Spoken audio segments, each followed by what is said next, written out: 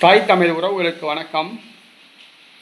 வாரிசுகளுக்கு பதவி கேட்டார் மு.க. ஸ்டாலின் அதிர்ச்சி என்ற தலைப்பில் இந்த காணொளியை காண்கிறோம். திமுக 2026 சட்டசபை தேர்தலுக்கு பிறகு கட்சியை மறுசீரமைக்க முடிவு செய்துள்ளது. 70 வயதுக்கு மேற்பட்ட நபர்களுக்கு மாவட்ட செயலாளர் பதவி வழங்கக்கூடாது என்று முடிவு செய்துள்ளது. திமுக அமைச்சர்கள், மூத்த தலைவர்கள் உள்ளிட்ட 13 பேர் 70 வயதுக்கு மேற்பட்டவர்களாக உள்ளனர். மாவட்ட செயலாளர்களாக உள்ளனர். அவர்களுக்கு மாநில அளவில் டம்மி பதவி வழங்க திமுக முன்வந்துள்ளது. மாவட்ட செயலாளர் பதவியை பறிக்க திட்டமிட்டுள்ளது. ஆனால் அவர்களோ தங்களிடமிருந்து பறிக்கப்பட்ட மாவட்ட செயலாளர் பதவியை தங்கள் வாரிசுகளுக்கு வழங்க வேண்டும் என்று கோரிக்கை வைத்துள்ளனர். மு.க. ஸ்டாலின் தனது மகனுக்கு எப்படி வாரிசு அடிப்படையில் பதவி வழங்குகின்றாரோ அதேபோன்று மாவட்ட செயலாளர் பதவியை தங்கள் வாரிசுகளுக்கு வழங்க வேண்டும் என்று கோரிக்கை வைத்துள்ளனர். திமுகவை பொறுத்தவரை சகரமடம் போன்றது.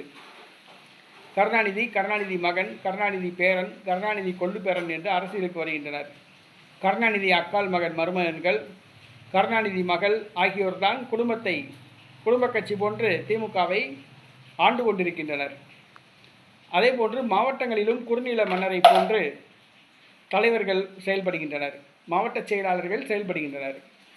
குறிப்பாக தூத்துக்குடி பெரியசாமி அவருடைய மகள் கீதா ஜீவன் மாவட்ட செயலாளராக உள்ளார்.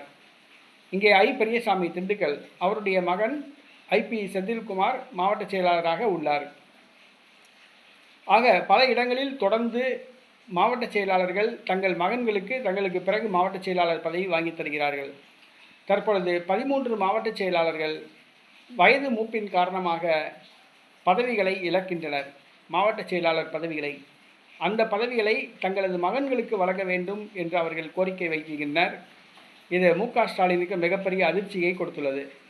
அவர்களது கோரிக்கையை ஏற்று அவர்களது வாரிசுகளுக்கு மாவட்ட செயலாளர் பதவி வழங்குவாரா அல்லது கட்சியில் நடுநிலைவாதிகளுக்கு, இளைஞர்களுக்கு அந்த பதவிகளை வழங்கி இளம் இரத்தம் பாய்ச்சுவாரா என்பது தெரியவில்லை. பொறுத்திருந்து பார்ப்போம்.